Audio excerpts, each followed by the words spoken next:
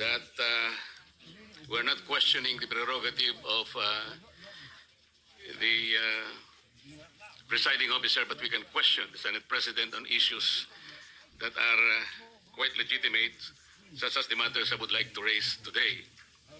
Unsettling because, Mr. President, on September 9, in your interview with ANC Head Start with Ms. Karen Davila about the Blue Ribbon Chairman being a lawyer, your answer is, there is no such thing as a rule na dapat abogado yun. Abogado ka nga, di ka naman magaling mag-imbestiga, di ba? So useless. Mr. President, I'd like to put on record, there was no inclination from this representation na meron man lang kaming sinabi na ang chairman ay dapat. Chairman ng Blue Ribbon Committee ay dapat abogado. Wala po kaming kahit na shadow ng inclination or any reference to that matter, wala po kaming sinasabi. Ngayon po yung sinasabing abogado ka nga, di ka naman magaling mag-imbestiga. Hindi ko po alam kung sino po yung tinutukoy ninyo sapagkat narinig din po kayo sa inyong mga interviews. Sinabi niyo po, Mr. President, na maraming dissatisfied sa direction na tinahak po ng aking investigasyon nung ako pa po ay chairman ng Blue Ribbon Committee. Hindi ko po alam kung sino po yung dissatisfied sa mga members natin. Wala naman pong perfecto, Mr. President, pero sa aking pong pananaw ay ginawa ko po yung aking makakaya. Kung meron man po akong pagkukulang, ay humihingi po ako ng tawad sa aking mga kasamahan sa Blue Ribbon Committee. Ngunit hindi ko po sinadya na ilihis sa direksyon ng tamang pag-iimbestiga ang ating Blue Ribbon Committee. Noong September 10 po, 2025, ang programa pong Sa Totoo Lang, sa 1PH, nandun po yata si Joe Francisco, Chicky Berhel, Cheryl Cosing. Ang sabi po ninyo, with reference to the affidavit of the Discayas, may suspetsa kami na inedit yung affidavit. Mr. President, ito po ay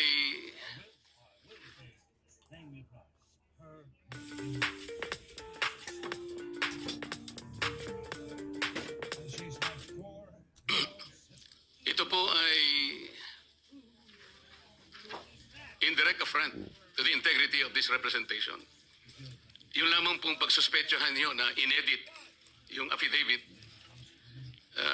paano kayo nagsuspetsa? Ano po ang ginamit ninyong batayan at pagsususpetsahan ninyo na maring inedit yung affidavit? Ako po bilang chairman ng Blue Ribbon Committee, nagpakaingat-ingat po ako nung sila po ay sa pamamagitan ng kanilang mga taga-lapit, ay minabuti ko pong hingin sa kanila. Sumulat sila sa akin para malaman ko kung talagang meron silang kagustuhang magpahayag ng kanilang saloobin tungkol sa dinidinig natin sa Blue Ribbon. At gusto kong masatisfy ang sarili ko, Mr. President, kung totoo nga at kung bakit nila gagawin. So nakareceive po ako ng sulat sa kanila, handwritten. At nung malaman ko po na talagang galing sa kanila ang pagpapahayag na voluntaryo, sinabi ko, sige, gawin ninyo. At kinakailangan, bago nyo ibigay sa akin, notaryado na yun. At yun pong affidavit na yun, o subscribe sworn statement, Mr. President, ay naibigay sa akin, araw na po, maggagabi na po ng araw ng linggo, in a sealed envelope. At kung sinasabi po ninyo na ang SOP ay dapat na ibigay sa mga miyembro ng ating Blue Ribbon, wala na pong pagkakataon sapagkat sa umaga po alas 9 ay magsisimula na po ang Blue Ribbon Committee. Noong September 14 po sa Twitter ninyo, meron po kayong binanggit at ito po ang nakasulat. Very devious. Wala pang hearing ang Blue Ribbon ni Ping Lacson. Gusto ng ilang magpalitan agad. What are they so afraid of? Bakit minamadali WPP agad ito? Ano bang nangyari? Malalaman natin sa Blue Ribbon kay Senator Lacson, meron siyang investigasyon ginagawa tungkol dyan. Ano po ba yung pinanggalingan ng mga salitang yun, Sir President? Sino po yung natatakot? Sino po yung nagmamadali? Kung ang inyo pong tinutukoy ay yung aking sulat para i-recommenda na mag-apply sa Witness Protection Program ang mag-asawang Diskaya. Yun po inaayon sa batas, Mr. President. Ito po ay inaayon sa Section 4, Republic Act 6981. Ito po yung Witness Protection Act. Ang sinasabi po doon, in case of legislative investigations in aid of legislation, a witness with his express consent may be admitted into the program upon the recommendation of the Legislative Committee where his testimony is needed, when in its judgment there is pressing necessity therefore, provided that such recommendation is approved by the President of the Senate. Ang committee po ay nagpasya, Mr. President, kasi hiniling po nung Diskaya sa kanilang sworn statement na meron tangka sa kanilang buhay, sa kanilang seguridad, ang kanilang pamilya at kanilang mga anak. Kung kami po ay nagmamadali, yun po kasi ang sinasabi ng batas.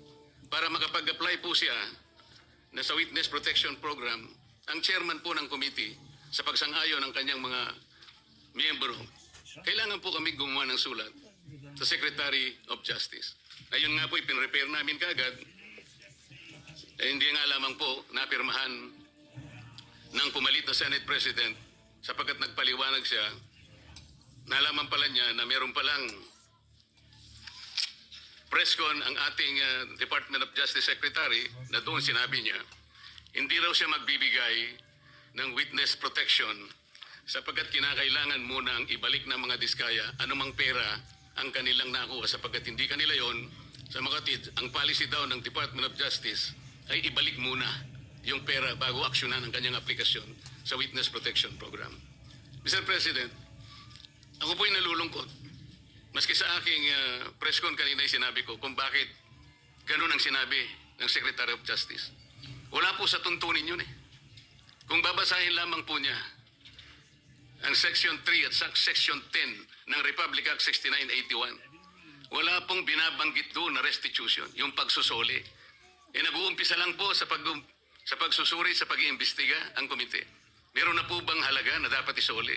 Na-determine na po ba yun? Meron na po bang ruling na kung ano kung sino at gaano ang isusuli ng kung sino man ang may kasalanan? Meron na po bang ganun? Wala po eh. Prospective lang pong mag-a-apply eh. Nasa sections 3 and 10 ang mga requisites kung ano-ano po yun. Mga 10 requisites po yun. Yung restitution, wala po ron eh. Kaya po ko'y nalulungkot kung bakit po binanggit yun ng Secretary of Justice. Samantalang, noong pong linggo, bago magkaroon ng hearing noong September 8, nagkausap pa kami at binigyan pa niya ako ng kasiguruhan na sige, ibigay mo na sa kanila ang pangangako na mabibigyan natin sila ng immunity sapagkat tayo naman ay magka-partner sa kagustuhan natin, pati yung Witness Protection Program ay ating maipasakagad. So yung pagbibigay po niya sa akin ng garantiya, kasama na po yung kanyang USEC. Yan ang nagbigay sa akin ng lakas na loob. Kaya ako'y sumulat kagad. Hindi ko alam na babalik rin ako ng Department of Justice. Ngayon po, Mr. President, yun po ang ginamit ninyong dahilan kung bakit hindi nyo pinirmahan. Sana man lang po ay napakarami naman ninyong mga abogado sa inyong opisina rin. Binasa nyo sana yung batas. Kung yung restitution po ay isa sa requisite, parang isang tao ay makapag-apply man lang. Yun po kasi yung prinsipyo ng batas eh. Bago siya gumawa ng isang marahas na kapasyahan, alam niyang mag-aalanganin ang buhay niya. Magsasabi siya, nung inaakala niyang maaaring makapaglagay sa panganib ng kanyang buhay, kailangan nga bigyan natin din siya ng protection. Yun po yung batas eh. Hindi ko nga po alam kung bakit sasabihin ninyo, bakit may pagmamadali? Dito pa nga po sa sinabi ninyo noong September 13, Mr. President. Ang reading ko, sabi po nyo, camouflage lang yun eh. To put me and the leadership of the Senate under the gun. Kunwari, merong naiinis sila. Kung bakit ko pinirmahan, kung bakit hindi ko pinirmang sulat sa DOJ. Baka may commitment sila to someone, to some people. Is there a commitment somewhere? Baka merong nakiusap na pwede silang ipasok sa Witness Protection Program. Lahat po ng ganitong mga pagsususpetsa is a direct affront to the integrity of this representation, Mr. President.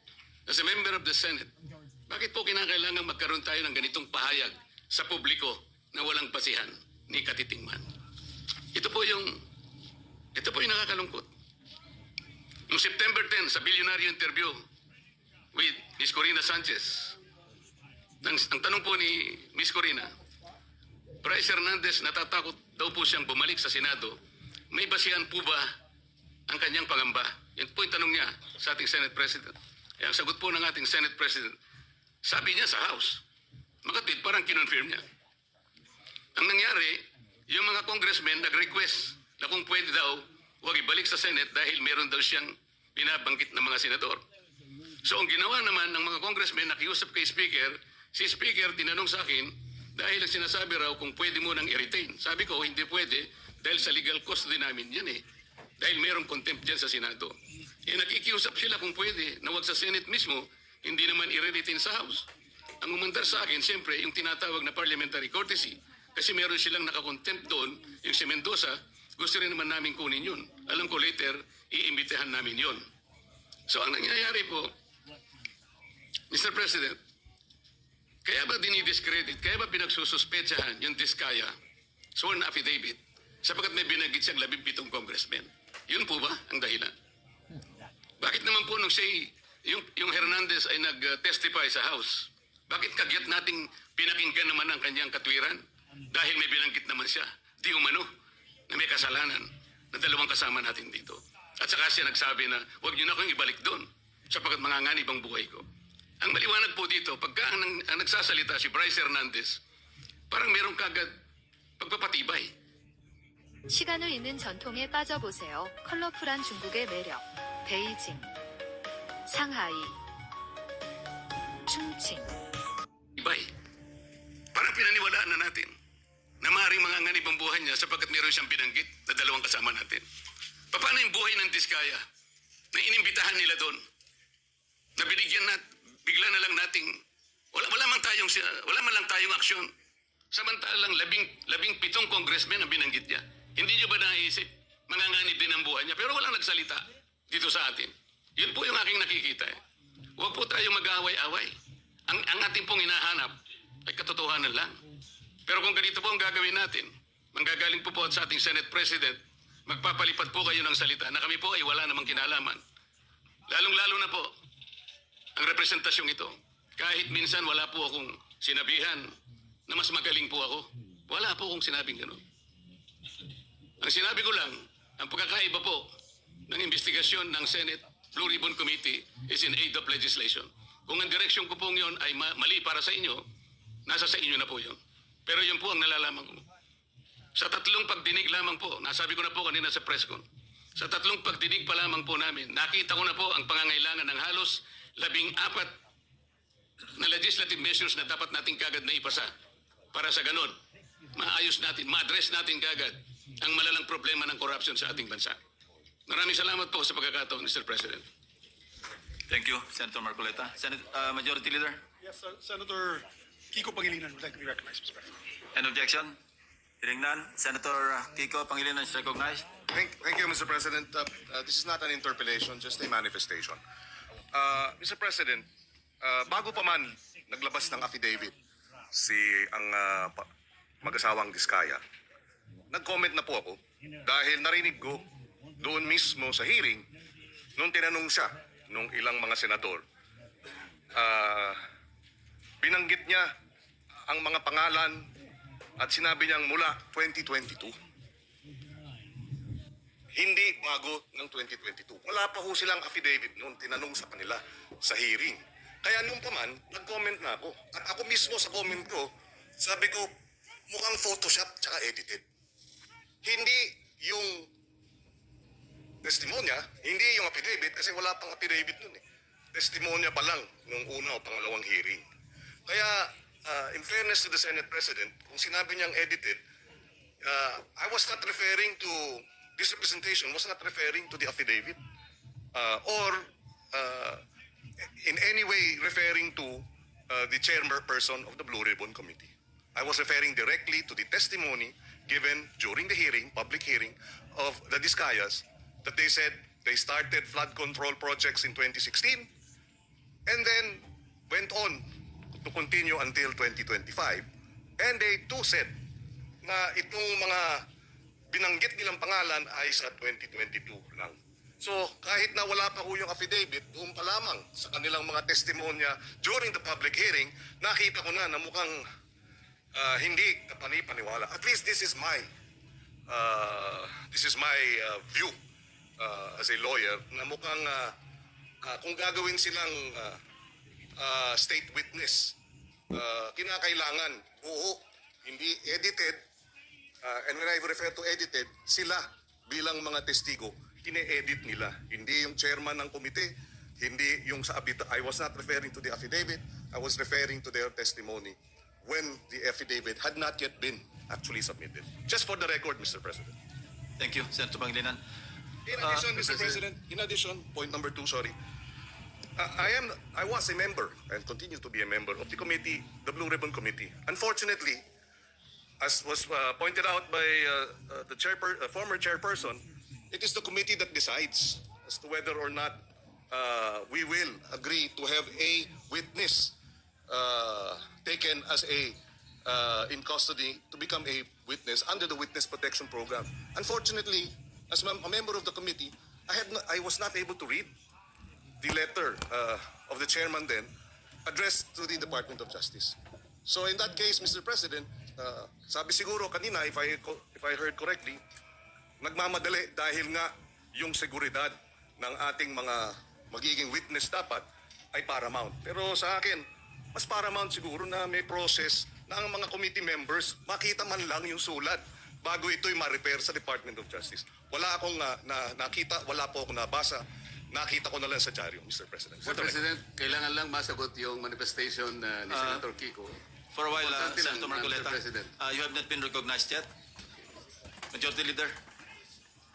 Yes, Mr. President, we'd like to recognize, he may be allowed, if with the permission of the Senate President, let him allow him to answer, or at least reply to the manifestation of Senator Kiko Pangilinan, and then after we'll recognize our Senate President for his interpellation. Thank you. Thank you, Mr. President. Wait for a while. Senator Marcoleta is recognized. Thank you. Maalala po natin, Mr. President, na nung pangalawang hearing po ng Blue Ribbon Committee, doon po namin finload yung idea na kung nais po ng mga resource persons, particularly po yung mga 15 contractors na naimbita sa ating Blue Ribbon, kung gusto ninyo na magsalita kayo, come into the open, i-load po namin sa second hearing yon. Makakatulong po kayo sa Estado, lalong-lalo na po kung magbabanggit kayo ng mga taong alam ninyo na mas malaki kaysa sa inyo kung bakit nangyari ang matinding korupsyon sa ating bansa. So pinupload po natin yung idea na maaari silang mag-apply under the Witness Protection Program. Kaya po yung una nilang pananalita, nung sila ay wala pa po at hindi pa nakumbinsi siguro na lalabas, iba po yung kanilang testimony sigurado. Ngunit nung malaman nila na may pagkaseryoso naman po yung offer namin, na kung makakatulong po kayo, magsabi na kayo ng totoo, baka po, sabi namin, yung criminal prosecution, madidispense na yon, pinaka most likely siguro, pagdating ng araw, civil liability na lang ang haharapin ninyo. Meron po akong paniwala na pinag-isipan nilang mabuti yon, kaya lumabas yung mag-asawa na yon. Nung lumabas sila, natural dahil sa magsasabi na sila ng totoo, lalabas po talaga kung anong gusto nila sabihin. Maring taliwas po doon sa narinig na nauna na pahayag ni Senator Kiko. Sa mga tweet, hindi po pwedeng pagbasihan yung nauna nilang pagsagot sapagkat hindi pa sila nakapagpasya na kanilang sasabihin na kung anong nalalaman nilang totoo sa kanilang kalooban. Yun po yung totoong nangyari ron. Kaya hindi po ako naniniwala nang dahil lamang doon sa maaring hindi pareho nung una yung kanyang testimony at doon niya na sinabi yung buong katotohanan ay maaring edited o maaring ipagbabago o hindi pwedeng pagbasihan. Sa akin palagay po, ang pinag-uusapan natin, ano man yung kanilang sinumite, wala pong karapatan ang sino man sa atin na husgahan yun eh. Yun po yung kanilang nalalaman eh. Pagdating po ng araw, ang korte na po ang gagamit doon kung sakasakaling matapos po yung investigasyon na ito. Nagkaroon po ng committee report at sinumiti po at ang rekomendasyon po ay ipagsakda lahat ang mga tao may kinalaman dito.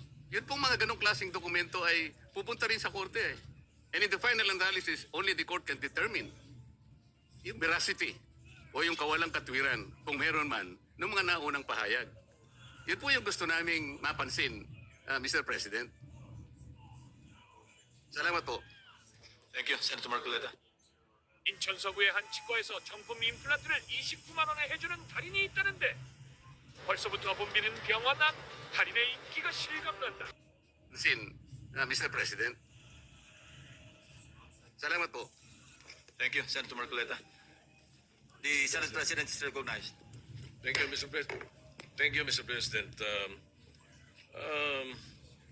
Well, I decided to go down from the rostrum so that I can either answer or debate with any or with any interpellations from our colleagues. No, but let me just try to explain some of the points that were raised.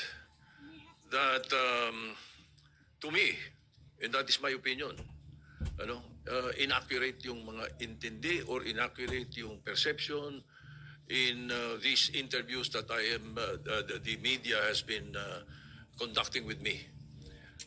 Ang totoo nga yan, dami ko pa nga iniiwasan na interview eh. Kukunti pa nga yun eh. Pero whenever I am asked, I come out with my opinion. You don't like my opinion, but you have to respect it. In much the same way as I respect your opinion, whatever it is. No? But when it comes to the issue of legal, there are rules to follow. So let me start with what the minority leader said as far as the Blue Ribbon Committee is concerned and the order. Malinaw sa rules natin eh. A witness cited in contempt may be ordered by detained in such a place as may be designated by the committee alone or andun yung or with the concurrence of the Senate President by either one detention order. So it's the Senate President has the power to do that. Ngayon, nung binibigay sa akin yung binigay sa akin yung sulat para i-recommend yung witness protection program ng mga Diskayas, ang feeling ko incomplete eh. Ang usapan at narinig ko ito kay Secretary of Justice, kailangan tell all, hindi tell half. Di ba? Ang mga binabanggit, 2022 to 2025 eh. Sila number one contractor 2016 to 2022 eh. Ba't wala dun ang kwento? Di ba? So, you cannot blame me if I do not want to immediately do that. No? And then I know for a fact, as I said in the media, I know that there is a possibility that we will change the leadership the following day. All right. Now, let me continue with some of the opinions that were aired. Well, of course, yung nabanggit kanina ni Senator De La Rosa, pasensya na, baka nabigla ako at nagamit ko yung salitang gimmick, ano? Pero it could have been a wrong word that I should not have used. No? Pwede kasing opinion yon sapagkat yung public ang madalas ko marinig na sinagsasabi nun eh. Ano? Now,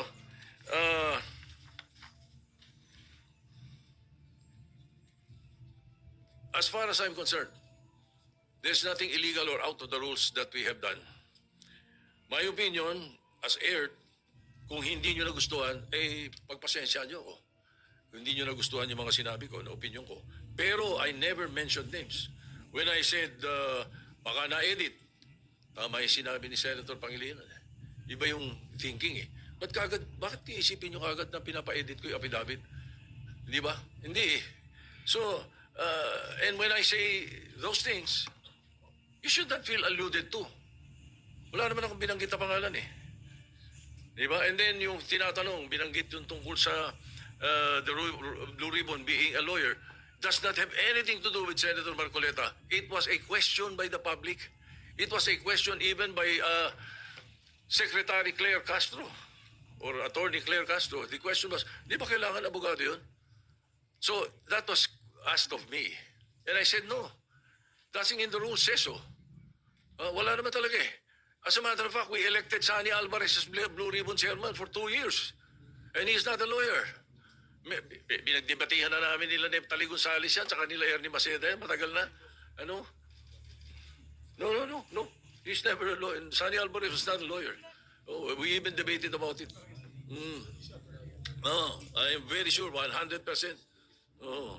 Anyway, so again, no, Wala akong binabanggit na ganun. You should not feel alluded to when I say na ang mga... Kasi, tinatanong nila, hindi naman daw abogado Senator Lacson. Magaling na investigador eh.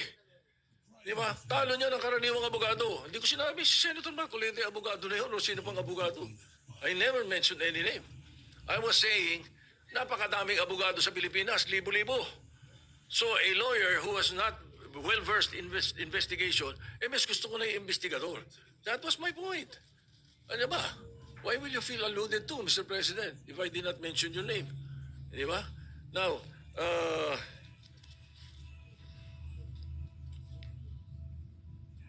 again, as far as the rules are concerned, the Senate President has the power to order his transfer. Especially in this case, na I asked the chairman of the Blue Ribbon Committee after they sent a letter, and it was done in court. It was done in the RTC 112 this morning. That was where the letter was transmitted to Attorney Valentina of the Senate Legal, who was representing the Senate in the hearing of the writ of amparo. Yun ang istorya nun. So the request was to go back to the Senate.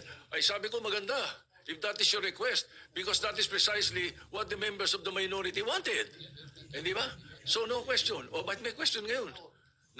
Nalilipat natin, binalik natin sa Senate custody. Ano?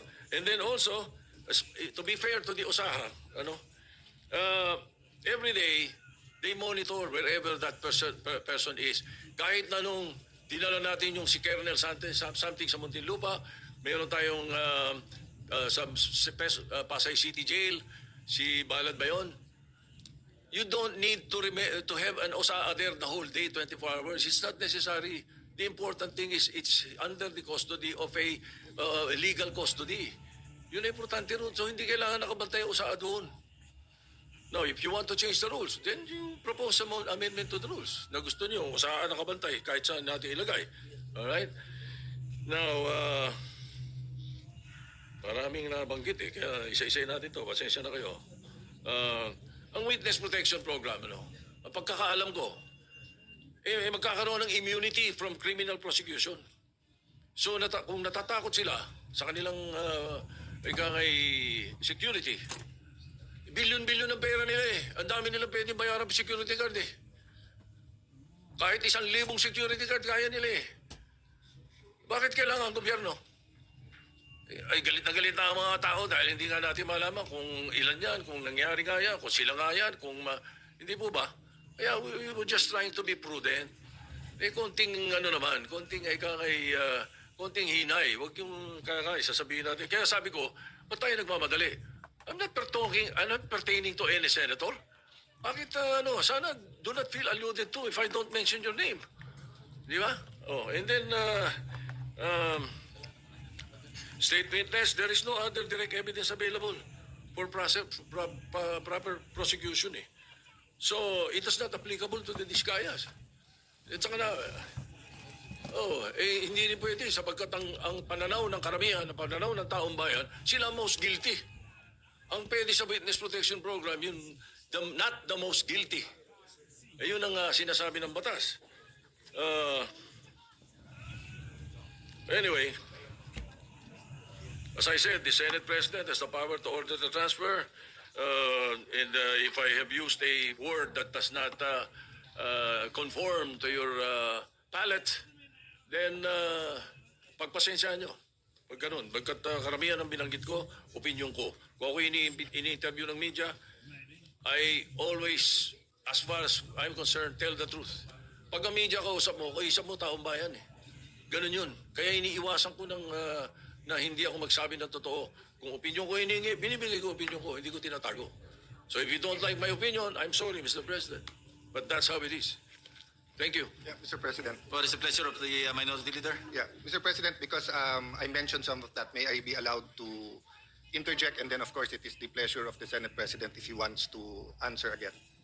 The Minority Leader is recognized. Thank you, Mr. President. Unang-una, Mr. President, sa rule, verba lehis. Kapag ka very clear, plain interpretation, clear po yun. You do not interpret. Ang sinabi po sa Rule 6, a witness in contempt may be ordered detained in such a place may be designated by the committee alone. Alone. Ibig sabihin po, yung committee lang. Ano yung with? kasama with concurrence of the Senate President. Hindi nakalagay or the Senate President.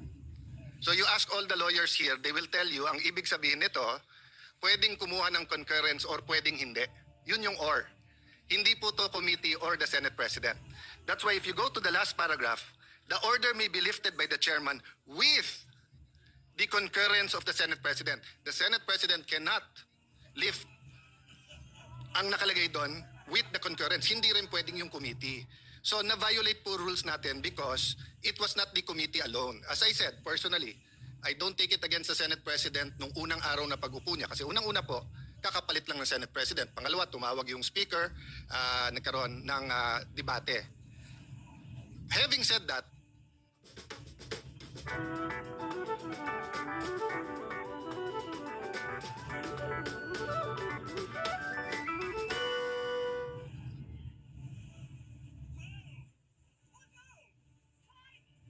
Don't know what to sell in 2025? Meet Axio, your AI-powered sourcing partner. Chat with Axio AI, ask follow-up questions, and discover hot-selling products at factory direct prices and verified Chinese suppliers. Whether you're new to the game or trying to scale your business, Axio adapts to your needs and uncovers your next bestseller. Download the Axio app now and start your first search.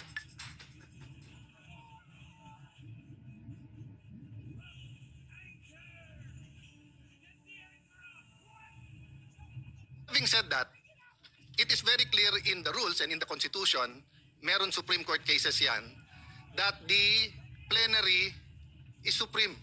Even the Senate President said, di ba, primus inter pares, he's just the first among equals. Equal tayo lahat. But of course, he represents the Senate. So when the plenary decided to put him in Pasay City Jail, ang makakalift po niyan, hindi po yung committee, hindi po yung Senate President, it's the plenary. So we violated our rules. That's why we stood up to correct. Okay, let me go now to the witness protection program.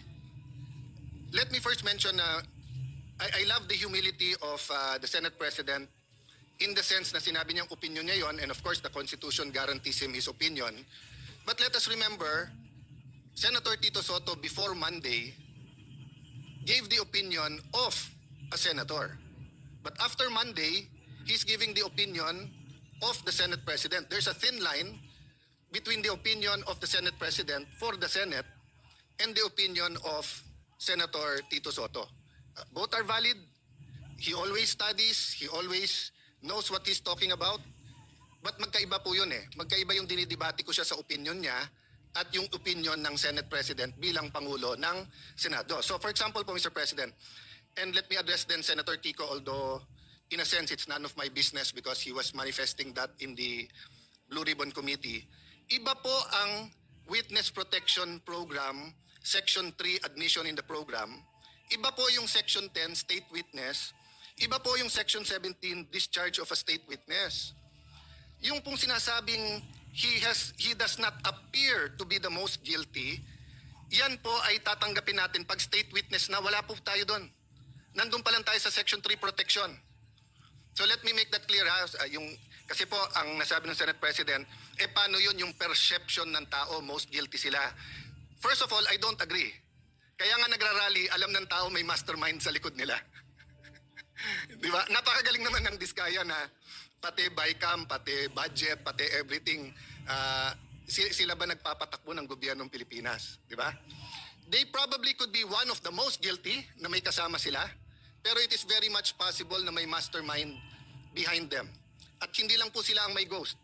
So kung sila ang mastermind, then ibig sabihin, for example, Wow, Sims, etc. Ibig sabihin nun, kasama din sila. Pero kung ginagawa din ng Sims yun, ginagawa din ng Wawaw, maaring individual racket yun, maaring meron pong mastermind. Maaring nasa DPWH yung mastermind. Maaring nandito sa Senado, maaring nasa Kongreso. Maaring napakataas ng posisyon. Hindi ko po alam. But assuming for the sake of argument, perception ng tao, ang perception po is not reality. Trabaho natin to find reality para mabago yung perception. So papakawalan po natin ang possible witness kasi tingin ng tao siya ang most guilty. So Halimbawa po, kay Napoles, if there was someone most guilty, wag na natin habulin kasi tingin ng tao siya most guilty. Dapat kinabol natin. No? Ngayon, siya mukhang most guilty, siya yung nakakulong. What's my point, Mr. President? Bakit nag-react si Senator Marcoleta? If I may, Senator, I cannot speak for you, but you're my good friend. Mr. Senate President, siya lang naman ang mamadali kaya siya tinamaan. Pero tama na magdali siya, bakit buhay Pag sinabi ng isang witness that his life is in danger, whether we agree with that witness or not, we have to protect their lives. Kahit payag tayo o hindi. Kahit tingin natin nagsisinungaling o hindi. Bakit po? Okay, number 1, wala pong magnanakaw na hindi sinungaling. Kaya nga ang kapatid ng magnanakaw ay sinungaling. Bakit po? Ghost Project. Pinirmahan mo na may project So nagsinungaling ka na may project kasi wala Di ba? Ninakaw mo, hindi sa'yo yun. Pinalabas mo sa'yo, nagsinungaling ka na. So magkapatid po yun. Hindi nga magkapatid, it's the same person. So pagka nahuli, hindi ka agad aamin yan. Magsisinungaling muna yan. Hindi ako yan. There is a process and a time. And tama po si Senate President, tama po the esteemed Senator Kiko, dumaan sa proseso. Ang problema natin, ayaw natin sa proseso. Protection pa lang, sinasabi nila papatayin sila. So pagka yan binigyan mo ng protection, kasunod na doon, sandali lang, ano ba alam mo? So question, paano yan baka magsinungaling? Hindi po. Bakit? Sabi po sa Section B ng Section 3, Section B, his testimony can be substantially corroborated on material points. So again, quoting Senator Lacson, may resibo. But quoting myself, hindi peke na resibo, hindi ghost receipts. So ibig sabihin po, pagkatapos mo bigyan ng proteksyon, papupuntahin mo ngayon sa DOJ. Doon mo na pakakantahin. Doon mo na i-assess. Bakit importante to? Kasi pag nakita ng SIMS, nakita ng Wawaw na may kumakanta na, mag-uunahan na yan sa DOJ kung sino ang kakanta. Parang karaoke yan. Pag hindi pa naka-on at wala pang may hawak ng mic, walang gustong kumanta. Pag kinuha na ang mic at kinanta na yung My Way, agawan na sa mic yon. Habang walang kumakanta kung sino ang mastermind dito, wala, liligawin po tayo. Ngayon, I feel for the Senate President. If part of him feels we're wasting time, may I admit, Mr. Senate President, dear colleagues, part of me feels that we might be wasting time. Bakit? Instead of using this to find the mastermind. Senator Lacson, I appreciate what you've been doing. Having said that, let's go back to the rules. Pag binigyan mo ng protection ng mga diskaya at hindi sila magsabi ng totoo, that can be corroborated in material points. I-discharge mo sila, bahala sila sa buhay nila. Pero may mga techniques yan. Sa ibang bansa, yung kanilang Attorney General, DOJ, sasabihin yan, paano yan, kumakanta na? O kaya sasabihin sa diskaya, papakawalan ka namin, walang proteksyon, pero ipagkakalat namin, sinabi mo na sa amin, ayaw mo lang pirmahin kung sino ang mastermind. So,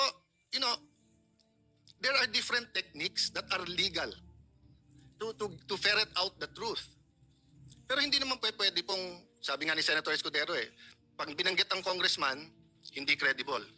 Pag binanggit ang senador, credible. Pag binanggit 2022, papunta ngayong credible, hindi binanggit. I myself think dapat banggitin na 2016. Ba't banggitin nyo rin 2010 to 2016? Wala naman nagsabing graft-free ang DPWH noong 2010 to 2016 Sa bayan namin, contractor, congressman, doon na uso yung sheet piling 2010 to 2016. Bago nun, walang sheet piling sa Taguig. Pero yung sheet piling na isa sa mga pinaka-corrupt ways of flood control, nangyari po to 2010 to 2013 or 2016. So let's get to the bottom of it. But let's follow the law. Yung state witness, malayo pa yon. So nung una ko nabalitaan, kailangan state witness, I disagreed with Senator Marcoleta and went up to him and said, Boss, baka magkaiba tayo ng opinion kung dapat si Diskaya. Pero tama nga siya, wala pa tayo doon, nasa protection pa lang Hindi pa natin naririnig kung anong sasabihin nila. Ngayon, kung, hindi ko na itutuloy, pero yung initials lang, kung BS ang sasabihin sa atin, buisit sila. I-release mo sila ulit. Di ba? Pero paano po kung willing sila magturo? Last point. Iba po ang discharge of the accused to state witness. I think it was JV Hinlo sa Facebook na nagsasabing, remember, hindi all or nothing to. Pag state witness ka, hindi ibig sabihin totally discharged ka na. Pwedeng halimbawa, imbis na 5 habang buhay na pagkakulong, 1 habang buhay na pagkakulong ka na lang. Ngayon yung sinasabing kailangan isoli yung pera, I agree with that. 100% dapat may restitution. 100% dapat ibalik. Sa Biblia nga, doble pa dapat ibalik. Ito lang po ang tanong. Wala sa batas yun eh. Wala sa batas. That's a matter of public policy. So what does it mean? Patawag mo muna yung mga diskaya o anong willing nung gusto sabihin. Okay. Makorroborate nyo ba? Ibig sabihin, meron bang resibo yan?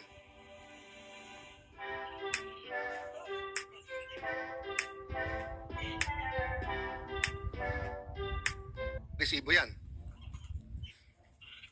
So sinabi mo, eto binigyan ng 30%. Nasaan yan? Nangyayari. Kasi hindi ko na po babanggitin ngayon ha. Or babanggitin ko na po ngayon. Sa Taguig may project po ang mga diskaya.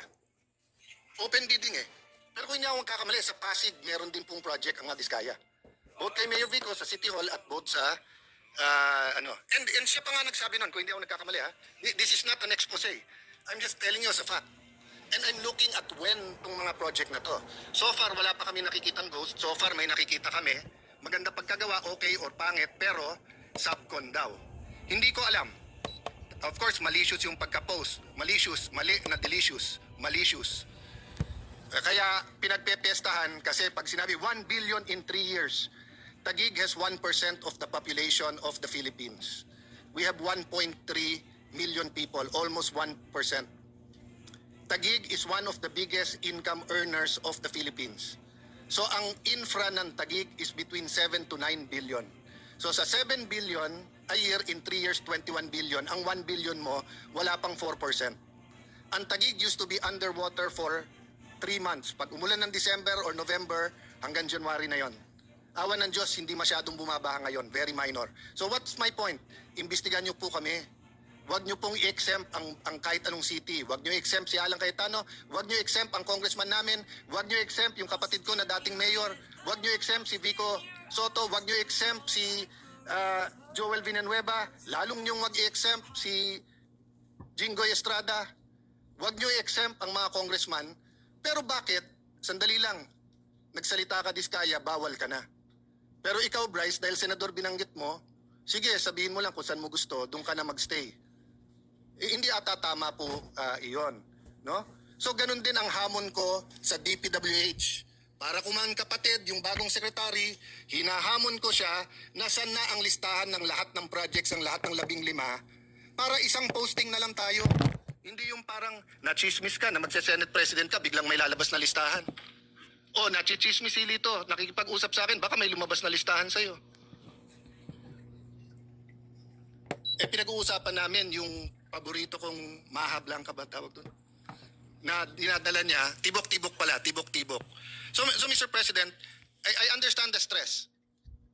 Bagong upo ang majority, the country is in turmoil in sense of finding an answer, but there are rules we have to follow. So mahaba pa to pero witness protection program, doon pa lang po sa protektahan. Marami siyang pera, may security. So kung napatay siya, we will never know. We will never know who the mastermind is because a simple sulat order na please protect them. Protect them, give them 48 hours pag hindi sila nagsabi kung sino. Pag sila nagsabi, pero BS ulit yung sinabi nila, di-discharge natin. Number 3, hindi po kami ang nag-request ng meron pong taga-Office of Sergeant at Arms. Pinapaliwanag namin na sinabi na pag may nangyari sa kanila pag dito sa Senate, yung perception na sumusunod tayo sa witness. Ang majority ang sumagot ng may legal at may actual or physical custody pero parating under OSA yan at yung OSA masusunod. Hinahanap ko yung transcript kung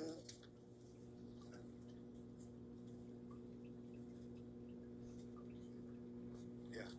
Okay, anyway, hinahanap ko kung nabanggit na meron taga-OSA doon. Pero nabanggit ko, I know, wag na tayo mag-ubos ng oras to look at the TSN. Ang concern namin, sinong magko-coach o kakausap sa kanya doon. Don't worry, mahigpit ang rules, di ba? Tapos nandun ang USAA, wala nga yung USAA doon eh. So yun ang point namin. Hindi po namin krinikriticize ang USAA, hindi namin nahanap. Pero napakabigat ng ano na to, ng mga allegations dito eh. So yung integrity ng witnesses, napaka-importante.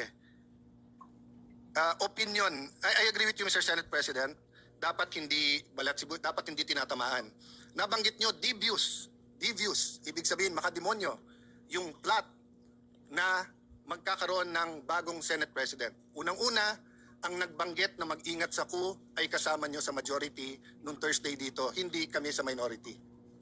Pangalawa, 2007 pa ako nandito sa Senado, wala pa akong nakitang minority dito na ayaw maging majority.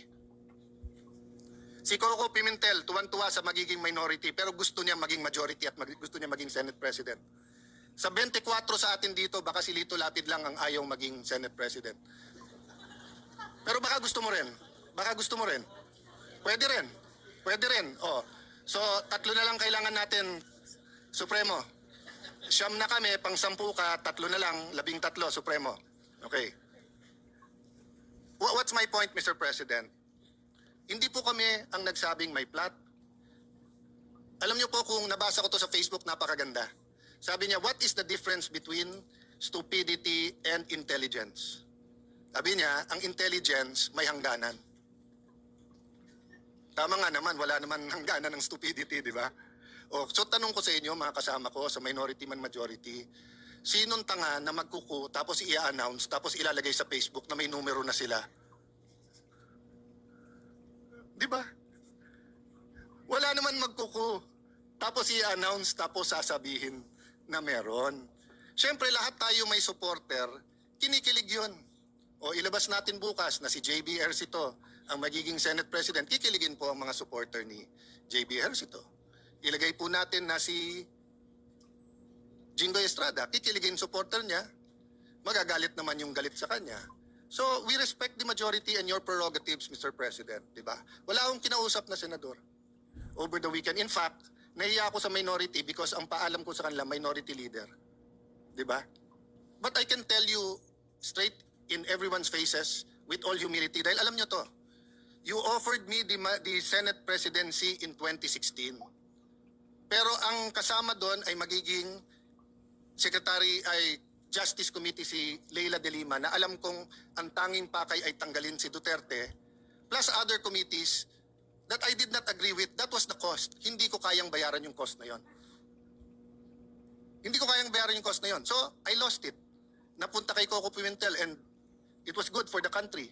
Panay Mindanao. But yun yung cost. Oh, it was offered to me again last month. But sabi ko, hindi ko kayang saksakin sa likod. Kahit sa harap, hindi ko kayang saksakin si Cheese Escudero. So humanap ng ibang kandidato. And I think, at this time, Senator Soto has a role to play.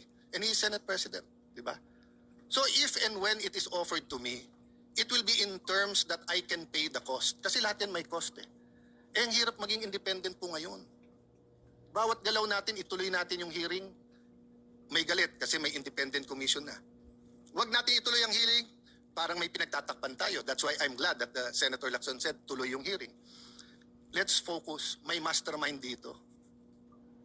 Yung mastermind ang kailangan mabunyag. Bakit? Kasi kung hindi uulitin. Pangalawa po, may kultura, naging madali sa mastermind kasi kultura nating corruption. Sa maraming paraan. So, Mr. President, I beg to disagree that hindi nasunod ang rules. But we're starting out. And our plate is full. Sa minority, we have a nation-building agenda. We plan to participate sa budget hearing. Sinabi, wala ng flood control funds. Some want it sa feeding program, some want it sa education, some want it in different programs. So we'll all be busy here, but we have to establish. So what do we do now? I do not know the pleasure of Senator Jinggoy or the pleasure of the chairman of the Blue Ribbon Committee kung siya hold. But as of now, hindi natin nire-reverse ang plenary sa Pasay City Jail. If you ask me to vote, ako gusto ko dito. Kasi hindi naman penalty ang contempt in the sense na gano'n, no? But Mr. President, hindi naman pwedeng magbobotohan tayo dito sa plenary tapos i-reverse ng kung sino man. Yeah, with may be recognized. Yeah, Majority Leader. Thank you, Mr. President. Just on the technicalities of the rules, let me just state for the fact na yan po yung original request ni Senator Marcoleta. There was a letter given to the Senate President at the time that Bryce Hernandez be remanded back to the Senate. So for clarity lang po yan. And then we had a debate after the Senate President tried to look for a win-win solution after the witness had asked, going back to what I said earlier, that did not be brought back to the Senate. When the new Senate Blue Ribbon Chair was elected, which is the gentleman on the podium today, Senator Panfilo Lacson, he conferred with the Senate President. Nilalagay ko lang po yung proper context. No? Kinausap niya yung Senate President na ibalik na lang po sa Senado. So, wala po talaga tayong bina-violate na rule niyan. Although, I think to keep this long story short, Mr. President, naawa kasi ako kay Senator Erwin Tulfo. Kanina pa naghihintay ng 3:30. Kaya nang pangako ko sa kanya na magbigay siya ng privileged motion and privileged speech. Para ano lamang po, 사람들은 왜 커피를 마실까요? para ano lamang po, para siguro ma-rectify itong problemang ito. May we ask the gentleman, are you objecting to the recommitment of the witness to the Senate? Because if so, then I'll make the proper motion and we will sustain the decision of the Senate President. And that's it. Because if there's an objection, Mr. President, I clearly remember my compadre, Senator Bato de la Rosa, giving a very passionate speech that here in the Senate, protektado sila dito. Hindi kami katulad ng House na binabadyan yung witness. I believe him. And I believe the Sergeant at Arms was appointed by the predecessor of Senator Soto, our Sergeant at Arms, can be trusted, Mr. President. So if that is the case, to end this discussion, let's just have a debate in plenary. Or debate, rather, I will move for a motion and let us decide with finality where will the witness be remanded, Mr. President. Because as far as I'm concerned, I will sustain the decision of the Senate President to bring him back here to the Senate. That is what everybody wanted last week, including the minority. So, Mr. President. Mr. President. Yes. Mr. President, I will yield. For a while. Sorry. Who will yield? Yeah. Okay, I will yield, Your Honor. Okay, the minority leader is recognized. Sorry, Mr. Presiding Officer, to make it hard. I will yield to Senator Joel to answer that. But the commitment I want is we follow the rules. So next time, pag nagbotohan tayo dito, hindi pa pwedeng may post-action tayo to unless it's an emergency. Nilipat na eh. I just answered that. Mr. President, as far as, Mr. President, may I be With as far the as, permission of the minority leader? Yes. The deputy minority leader? yes, Mr. President. I wish to speak, Mr. President, if I may, because it is related to what the minority leader But, Mr. President, mentioned, and I'm sure the For a while, minority for a leader while. will be Session able to... suspended.